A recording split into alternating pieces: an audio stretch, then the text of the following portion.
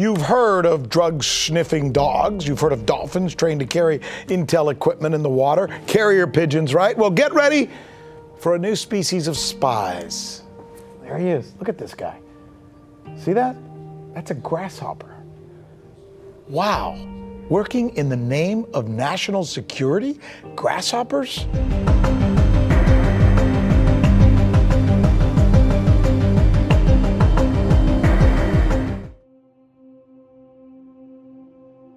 Meanwhile, in the North Bay, more than 500,000 PG&E customers are still in the dark. Grilling dogs by the lantern light. This is how the folks at Anna's Cantina are powering through with the help of a small generator. Blackout barbecues are now officially a Napa Valley trend. At Steve's Hardware, folks are plugging in just to keep their phones charged. Tammy Topol has a question for PG&E. Really? You know, why? I mean, it's this gorgeous, gorgeous day. I mean, what? It doesn't make sense. But with heavy winds predicted overnight, some folks around here who vividly remember the Tubbs fire just 2 years ago have mixed feelings about the forced power outage. I'm actually super relieved though, because I can go to bed tonight and actually sleep, even though the wind's going to be very powerful, and not just be on total edge that it's going to light up, the neighborhood.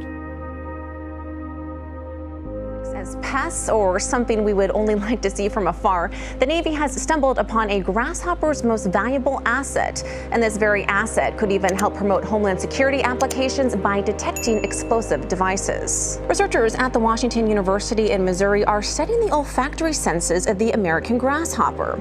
The neurons in their antennae can detect chemical odors in the air. And each grasshopper's antennae has roughly 50,000 of these neurons. In the study, the team puffed different explosive materials onto the antennae. Sensors were placed on the grasshopper to monitor neural activity while moving around. In the process, they were decoding the various smells in their environment. Now, since the insects were freely moving around, this required a low-power electronic component to collect, log, and transmit data. The implanted electrodes revealed to scientists the different neurons that were activated when exposed to the explosives. The electrical signals noted a difference in vapors that were explosive and non-explosive. The grasshoppers were able to accurately detect explosives up to 7 hours after the electrodes were implanted. The insects reportedly died after becoming fatigued. The goal of the study is to develop a biohybrid nose. The university's biomedical engineering department received a $750,000 grant from the Office of Naval Research. Sydney has been battered by torrential rain and gale force winds in a downpour not seen in this city for over 20 years. Power has been cut and transport impacted from Katoomba to Kurnell, and the wild weather isn't over yet. Windy and wild.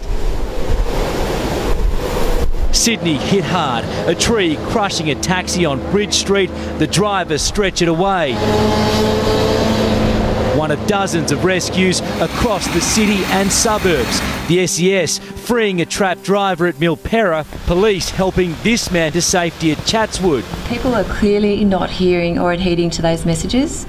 Do not drive into swollen water areas across roadways. This car had to be abandoned near Penrith. Some poor gentleman drove through it in his wife's car. You wouldn't walk into a bushfire, so why would you drive through floodwaters? Others left on the side of the road at Wentworth Point, where waterfront took on a whole new meaning. It's like price upgrade, we're now like Waterview now. The road in looked more like a river, the suburb swamped. Rescues on the water as well, a boatie on the Hawkesbury getting into trouble. The Windsor and Richmond bridges closed. I've just driven an hour to get here because the bridge was open. Yep. And now, where am I meant to go? A floating house breaking free from its mooring at Palm Beach. Rapids formed on the Parramatta River, overflowing onto walkways.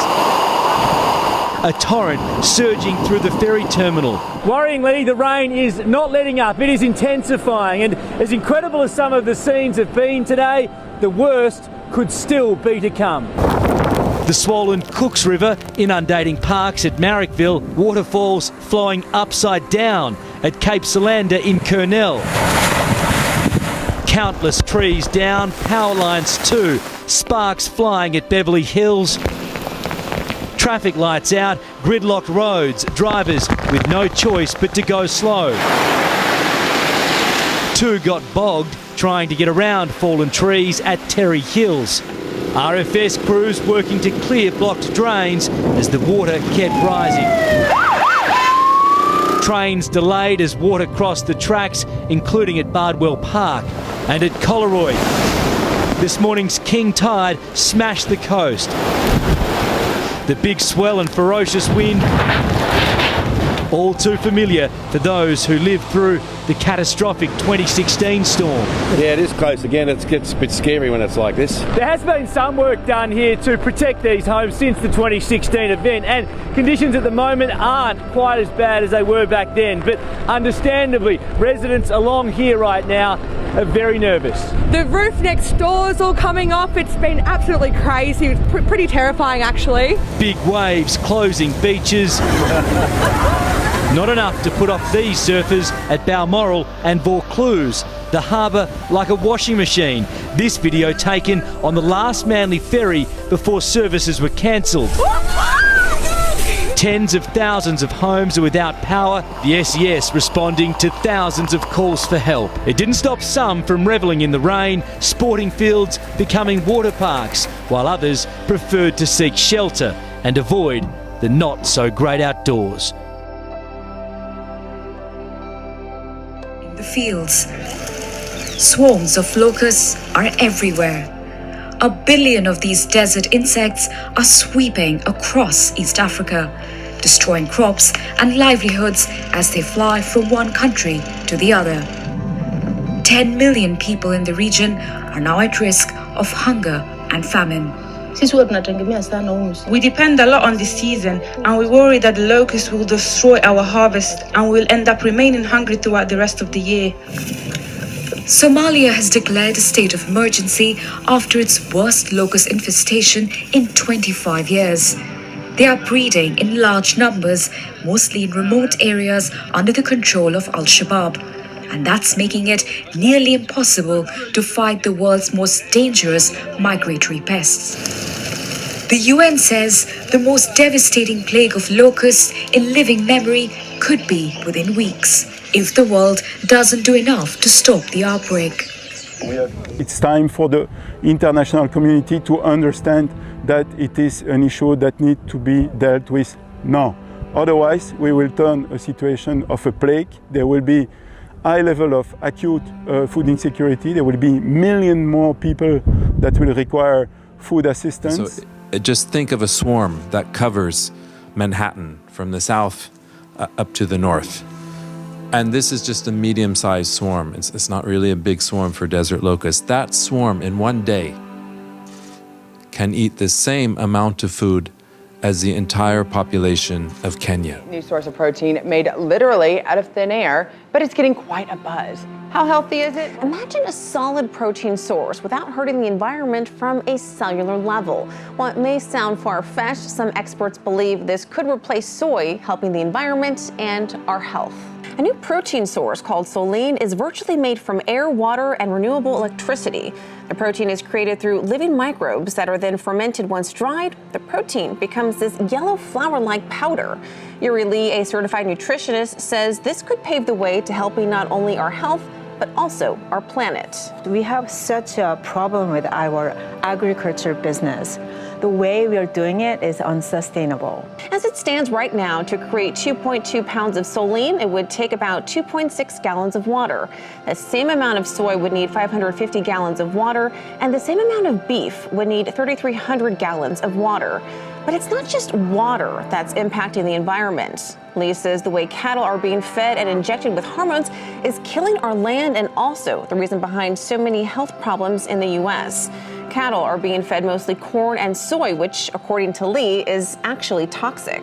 I'm from an Asian country where the soy has been one of the main sources of protein for thousands of years. We eat soy in a way of fermented state. We never eat soy in a regular way or dry in a protein powders or with milk the way Western society has it. Why? Well, there is a question. Well, because it's very toxic. If not fermented, soy can reportedly disrupt hormones. And while not everyone is consuming raw tofu, if you're eating meat or poultry, it's likely you too are consuming large amounts of soy. So if animals are consuming this new protein, it could make the meat you consume. These young boys from the Mexican state of Guerrero are learning combat techniques. They are the newest and youngest recruits of a community-run militia. Their ages range from 8 to 12. We can't even go outside because the school we used to go to is in another town controlled by criminal gangs. And if we go there, we could be kidnapped. Many of the boys say violence in their communities has grown out of hand. They're afraid to go back to school and have traded their textbooks for rifles. I joined the community police force to help my people and my family. They've taught me a lot about guns and about how to defend. Last year, there were nearly 1,600 homicides registered in Guerrero, according to official sources. Violence has become so common, many residents see no other choice than to put firearms in the hands of anyone able to wield them. We're not doing this because we like guns. We are farmers. We work fields to provide for our families. We are doing this out of necessity because the government has failed to keep our communities safe.